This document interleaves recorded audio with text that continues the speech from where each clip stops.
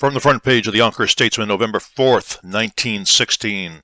Headline, Charles E. Hughes gets a big ovation. Remarkable demonstration in his honor at Warburton Theater.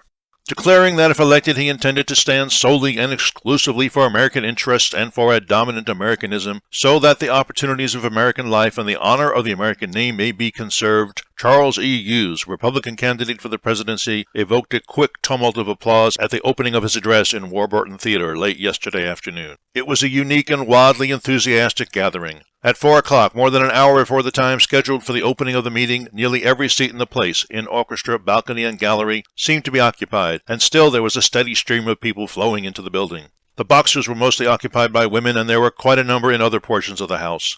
They were just as enthusiastic as their husbands and brothers. Hundreds of people were in the lobby and in the street outside, who, although they had no chance of listening to the speech, hoped to get a glimpse of the candidate. It is thought to have been the greatest ovation given to any man in Yonkers. Mr. Hughes himself, on his way back to the railway station, expressed his gratification to the head of the local Republican organization at the warmth and character of the demonstration. And the newspaper devoted a full page inside to a reprinting of the text of his whole speech. Headline, Neither side able to make gains.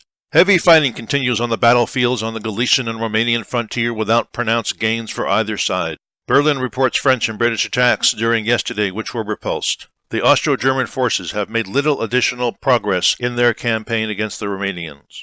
Berlin announces the recapture of a position which the Romanians took Thursday, but concedes the occupation by the Romanians of the Roscoe Heights. Petrograd reports the Romanian advance in the Jurul Valley is continuing. On the Russian front, the Teutons under Prince Leopold have taken a little additional ground from soldiers southeast of Lemberg, Berlin announces.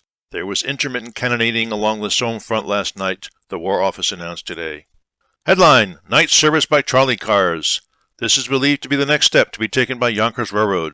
Rumors from certain quarters in a position to be familiar with the present situation hint that night service will be the next step in the gradual resumption of normal streetcar conditions. The astonishing success with which the efforts of the company have been so far attended has influenced it to make this further attempt, it is said. Opinions differ as to the probability of violence resulting from the experiment. The police seem to think that no striker will dare to start anything, as they express it, in view of the drastic penalties meted out to former offenders.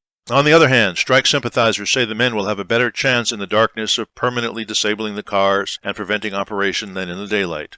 Strike leaders have repeatedly declared there will be no disorder with our sanction. We are trying to keep the peace. People living in the outlying districts of the city especially have felt acutely the absence of cars at night. And that's the news from Yonkers 100 years ago today.